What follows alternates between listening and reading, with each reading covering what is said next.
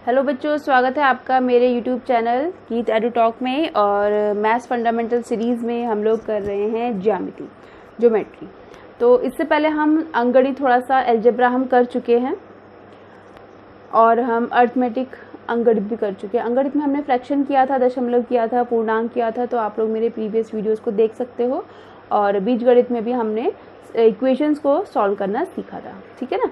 अब यहाँ पर हम लोग थोड़ा सा ज्योमेट्री का पोर्शन लेके आए हैं। तो ये मैंने लिखा हुआ है ना 6, 7 डॉट डॉट डॉट, तो इसका मेरा मीनिंग ये है कि ये 6 स्टैंडर्ड से ये स्टार्ट हो जाएगा। तो 6 के स्टूडेंट्स के लिए है ये, और ये 7th, 8th, 9th और 7th के लिए, ये 7th के लिए भी है, 8th के लिए भी है, 9th के लिए भी है, और ये सोन आगे क्लासेस के लिए। ये बिल्कुल मैथ्स के फंडामेंटल है। ये जब क्लियर होंगे तभी आपको मैथ्स क्लियर होगी। ओके, तो देख लेते हैं हम क्या क्या पॉइंट डिस्कस कर रहे हैं यहाँ पर। तो बिंदु है पॉइंट, रेखा लाइन, रेखाखंड लाइन सेगमेंट, किरण रे, रेखा युग्म, पेयर ऑफ लाइंस। तो यहाँ पर आप देख रहे हो कि पेयर ऑफ लाइंस में मैंने ये 4 पॉइंट्स दिए हुए हैं। तो पेयर ऑफ लाइंस का मतलब है कि यहाँ पर एक सिंगल लाइन की बात कर रहे हैं और यहाँ पे पेयर ऑफ लाइंस की, जैसे मैं कहूँ कि एक शू की बात कर रहे हैं और पेयर ऑफ शूज़ की बात कर रहे हैं, तो यहाँ पर मोर देन 1 लाइन्स होंगी, ठीक है। तो उनसे आपकी प्रतिच्छेदी रेखाएं बनेंगी, समांतर रेखाएं बनेंगी, लंबवत रेखाएं, तिर्यकछेदी रेखाएं, जो है आपकी intersecting lines, parallel lines, perpendicular lines, transversal lines. Okay, तो 1 बाय 1 अब इनको स्टडी करना स्टार्ट करते हैं। तो फर्स्ट हम बात करेंगे बिंदु, पॉइंट की। तो पॉइंट क्या होता है? कागज पर एक पेंसिल के नुकीले सिरे से बना चिन्ह डॉट बिंदु है। जैसे अगर मैं बोलूँ कि ये एक पेंसिल लेती हूँ अगर मैं, और पेंसिल से बोलूँ कि ऐसे करके यहाँ पर एक डॉट बना दूँ, या मैं ये पॉइंट लूँ और यहाँ पर मैं एक बिंदु बना दूँ, तो ये हो गया ना आपका ये डॉट्स। इन डॉट्स को हम बोलते हैं बिंदु। ओके, और मैंने यहाँ पर ये डॉट्स बनाए हुए थे A, B, C, इनको मैंने नेम दे दिया। डॉट्स हैं ये, इनको नेम दे दिया। तो इनको आप रीड कैसे करोगे? बिंदु A, बिंदु B, बिंदु C, इस तरह से मैंने इनको यहाँ पर लिख भी दिया है। ओके, अब दूसरा पॉइंट आता है रेखाखंड। रेखाखंड के एक लाइन है, सिंपल सी एक लाइन समझिए। इसके 2 अंत बिंदु होते हैं, यानी एक लाइन तो है बट उसका एक एंडिंग पॉइंट है। इसको ऐसे समझिए कि जैसे ये मेरा घर है और ये आपका घर है। A मतलब मेरा घर, B मतलब आपका घर। आप स्टूडेंट हो, वही लॉकडाउन में बहुत दिनों से मैं आपसे मिल नहीं पाई, तो मेरी इच्छा है कि मैं आपके घर आऊँ। तो मेरे पास मैं इस रास्ते से भी आ सकती हूँ, इस रास्ते से भी आ सकती हूँ, और यहाँ से भी आ सकती हूँ, ठीक है। 4 वेज है मेरे पास आपके घर आने के, 4 वेज हैं। तो जो ये एकदम सीधा जो देख रहे हो ना, ये लाइन जो ये रोड जा रही है, बिल्कुल सीधी रोड जा रही है, और एक इसका अंत बिंदु ये है और एक अंत बिंदु ये है। तो इस वाले हम इससे को बोलेंगे लाइन सेगमेंट। एक सड़क तो बहुत लंबी है, लेकिन हम इन दो घरों की बात कर रहे हैं, मेरे घर की और आपके घर की। तो इस हिस्से को हम बोलेंगे लाइन सेगमेंट। रेखा खंड यानी पूरी रेखा का एक ये खंड है और इसके 2 अंत बिंदु होंगे। क्लियर?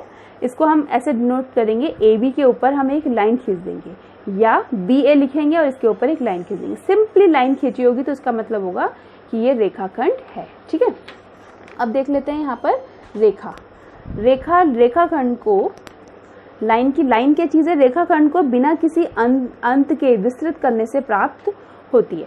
जैसे कि कोई भी रेखाखंड है, जैसे मैंने अभी A और B लिया था, जैसे ये मेरा घर था और ये आपका घर था, ये मैंने AB, ये मैंने एक रेखा ली थी, ठीक है। अब इसको मैं आगे बढ़ा दूँ मैं इसको आगे, इसको भी मैं आगे बढ़ा दूँ, ऐसे करके आगे बढ़ा दूँ। मैंने बढ़ा दिया, मैंने आगे। ये सड़क जा रही थी, समझ लो ये पूरी आगे तक, ये सड़क ये आगे तक और आगे तक जा सकती थी। तो इसको हम बोल देंगे लाइन, रेखा, ठीक है। तो ये तो हो गया रेखा का खंड, ये वाला यहाँ से लेकर तो रेखा खंड है। और जो ये पूरी आप दिख रही है यहाँ से, ये दोनों तरफ एरो, यानी ये भी और आगे जा सकती थी, तो ये हो जाएगी आपकी लाइन।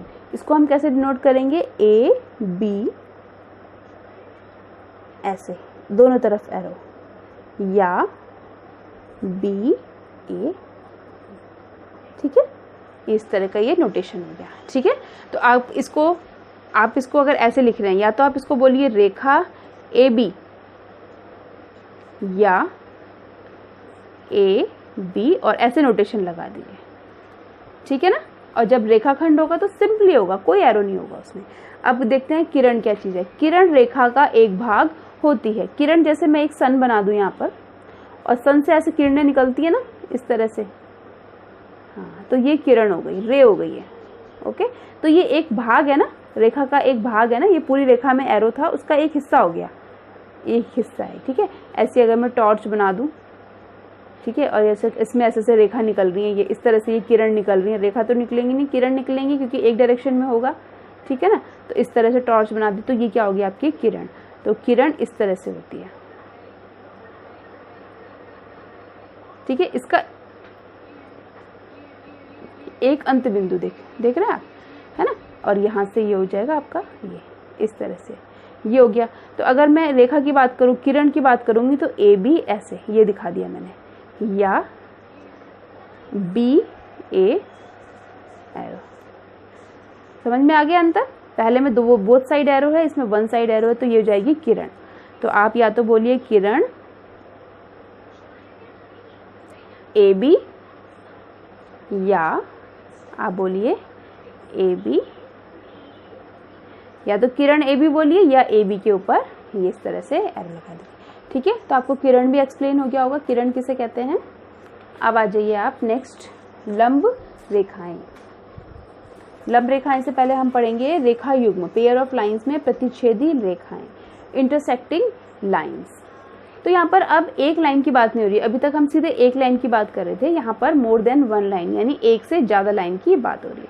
तो इंटरसेक्टिंग लाइन जो रेखाएं आपस में एक दूसरे को काटे, जैसे कि ये एक रोड सड़क जा रही थी और इस सड़क ने इसको ऐसे कट कर दिया, रेखाएं हैं तो हम ऐसे एरो लगा देंगे, बोथ साइड ऐसे लगा देंगे, तो ये रेखाएं हो गई इंटरसेक्टिंग लाइंस। बहुत सिंपल है, यहाँ पर इसने कट किया, ये प्रतिच्छेदी बिंदु हो गया, ये इंटरसेक्टिंग पॉइंट हो गया जहाँ पर इसने कट किया, ठीक है, जिसे आप चौराहा बोल सकते हो, या आप एक्स अल्फाबेट एक्स बोल सकते हो, अल्फाबेट बोल सकते हो आप, ठीक है। ये अल्फाबेट हो गया आपका एक्स, और एक्स अल्फाबेट क्रॉस करती हुई लाइन हो गई आपकी पटरी में। आप अगर नॉर्मल पटरी, कभी ट्रेन की पटरी देखी हो तो ऐसे करके कभी ऐसे ऐसे यहाँ से पटरी आ जाती है, ठीक है ना। तो देखो ये आपकी ये क्या हो गई आपकी, ये वाली इंटरसेक्टिंग लाइन हो गई, ये इंटरसेक्टिंग लाइन हो गई, ये भी इंटरसेक्टिंग लाइन हो गई, ठीक है ना। तो इस तरह से देख रहे हो आप इंटरसेक्टिंग लाइन कैसी हो गई, तो ये एक दूसरे को कट कर रही है, ठीक है। अब आती है आपकी समांतर रेखाएं, पैरेलल लाइंस। पैरेलल लाइंस कैसी होंगी, जैसे ये सड़क का किनारा होता है ना, जो कभी आपस में नहीं मिलता, ट्रेन की पटरी का किनारा होता है, ये कभी आपस में नहीं मिलता ना, तो ये जो ये सीधी जो लाइनें हैं ये कैसी होती हैं आपकी समांतर रेखाएं होती हैं। जैसे अगर मैं ये स्केल की बात करूं, तो ये स्केल का ये एंड है और एक स्केल का ये एंड है, ये दोनों एंड एक दूसरे के क्या है, पैरेलल है, ठीक है। तो ये दो अगर रेखाएं इस तरह से हैं तो हम उनको बोलेंगे समांतर रेखाएं, ठीक है। ये एक दूसरे को कहीं भी कट नहीं कर रही है और आगे जाने पर कहीं भी कट नहीं करेंगे। अगर इसको आप आगे बढ़ाते जाइए तो कभी भी ये कट नहीं करेगी। अब मैं स्केल ले आऊँ, अगर इसके हिस्से को इस हिस्से को आगे तक कहीं भी बढ़ा दो तो ये हिस्सा कभी इससे मिलेगा नहीं मिलेगा ना। तो ऐसी समांतर रेखाएं होती हैं जो आपस में कभी भी नहीं मिलती हैं, ठीक है। थोड़ा बहुत समझ में आया होगा, प्रतिच्छेद रेखाएं और समांतर रेखाएं हैं, बस थोड़ा सा रिविजन हो जाएगा जब आप देखोगे इन चीज़ों को। अब आती है आपकी परपेंडिकुलर लाइंस। यदि दो रेखाएं परस्पर प्रतिच्छेद करें और उनके बीच का कोण एक समकोण हो, दो रेखाएं आपस में प्रतिच्छेद करें। अब यहाँ पर दो रेखाएं आपस में प्रतिच्छेद कर रही हैं, किस तरह से कर रही है कि उनके बीच का कोण समकोण हो। देखो अभी तक जो मैंने सिचुएशन बताई थी, यहाँ पर भी दो रेखाएं एक दूसरे को कट कर रही थी, ऐसे कट कर रही थी ना, बट इनके बीच का कोण हमें नहीं पता था क्या है, इसके बीच का कोण कितना कोण होना चाहिए, कोई फिक्स नहीं था इनके कोणों के बारे में, ठीक है। आप इस डायग्राम से भी कंफ्यूज मत होना कि ये दो दो कैसे हैं। ये आप सिंपल देखिए, इन दोनों लाइन को देखिएगा आप, ठीक है, ऐसे ऐसे ऐसे और ऐसे, ठीक है। तो कंफ्यूज नहीं होना आप इन पे। तो यहाँ देखिए, अब यहाँ पर ये बात कर रहे हैं लंब रेखाओं की, तो ऐसे प्रतिच्छेद करें कि वो इनके बीच का कोण समकोण। जैसे एक ये रेखा आई, इसने इसको ऐसे कट किया, ठीक है, ये एक रेखा थी और ये एक रेखा थी, ये रेखा थी और ये ऐसे रेखा थी, और ये यहाँ पर 90 डिग्री पे कट किया इसने। होता है ना कहीं भी चौराहे में सिचुएशन दिखती है आपको कि बिल्कुल आपको सीधे जाना होता है और ये इधर से वाले को एकदम सीधे जाना होता है, तो ये आपकी क्या हो गई, लंब रेखा है, परपेंडिकुलर लाइंस हो गई, ठीक है। ऐसी सिचुएशन भी आ जाती है कभी, जैसे कि आपको अगर कहीं पर कनेक्शन देना है, इलेक्ट्रिसिटी का कनेक्शन देना है, तो आप चाहते हो कि भाई यहाँ से वायर आ रही है, यहाँ से करंट आ रहा है और ये करंट इस वाले बल्ब में भी जाए और इस वाले बल्ब में भी जाए, चाहते हो ना, तो आप क्या करोगे, ऐसा कनेक्शन दोगे, यहाँ पर वाई रखोगे इस पॉइंट पर और ये, तो ये कैसी लाइन हो गई, यहाँ पर ये परपेंडिकुलर लाइन्स हो गई, क्योंकि यहाँ पर ये 90 डिग्री बना रही है। ठीक है, तो यदि दो रेखाएं परस्पर प्रतिच्छेद करें और उनके बीच का कोण एक समकोण हो तो वो रेखाएं एक दूसरे पर लंब रेखाएं कहलाएंगी। ठीक, अब है तिर्यक छेदी रेखाएं, ट्रांसवर्सल लाइन। एक ऐसी रेखा जो दो या अधिक रेखाओं को भिन्न बिंदुओं पर प्रतिच्छेद करें। तो ऐसी रेखा जो दो, मतलब दो की बात कर रहे हैं, एक को नहीं। तो अगर एक रेखा एक लाइन पे कट कर रही थी तो आपने इसको बोल दिया कि ये प्रतिच्छेदी रेखा है। ये कैसी हो गई, आपस में प्रतिच्छेदी रेखाएं होंगी। अब इन्होंने बोला जो ऐसी रेखा जो दो या अधिक रेखाओं को, तो एक तो ये तो प्रतिच्छेदी हो गई, आपने इसको एक और पे कट कर दिया इस तरह से ये, और भिन्न बिंदुओं पर प्रतिच्छेद करे। एक तो इस बिंदु पर प्रतिच्छेद कर रही है और एक इस बिंदु पर प्रतिच्छेद कर रही है, तो इसको हम बोलते हैं तिर्यक छेदी रेखा, ट्रांसवर्सल लाइन। ये ऐसी भी हो सकती है, ठीक है, ये ऐसी भी हो सकती है, तीन बिंदु भी हो सकते हैं, क्योंकि इसने एक ए बिंदु पर करा, बी बिंदु पर करा और ये सी बिंदु पर करा। ठीक है, ये कुछ ऐसी भी हो सकती है ट्रांसवर्सल लाइन, ये इस तरह से भी हो सकती है। ट्रांसवर्सल लाइन बिल्कुल स्ट्रेट भी 90 डिग्री भी बना सकती है।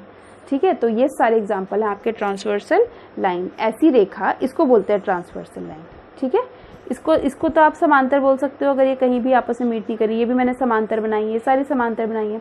अच्छा, समांतर ना भी बनाऊं तभी भी ये जो बनेगी ये भी कैसी होगी, आपकी तिर्यक रेखा होगी। ये मैंने समांतर रेखाएं नहीं बनाई, यहाँ पे समांतर की कोई कंडीशन, इन्होंने बोला कि कोई भी रेखा हो जो इस तरह से कट करे, इनको एक से अधिक बिंदु पर इस तरह से कट करे, तो ये आपकी हो गई ट्रांसवर्सल रेखा। इसको बोलेंगे हम तिर्यक रेखा।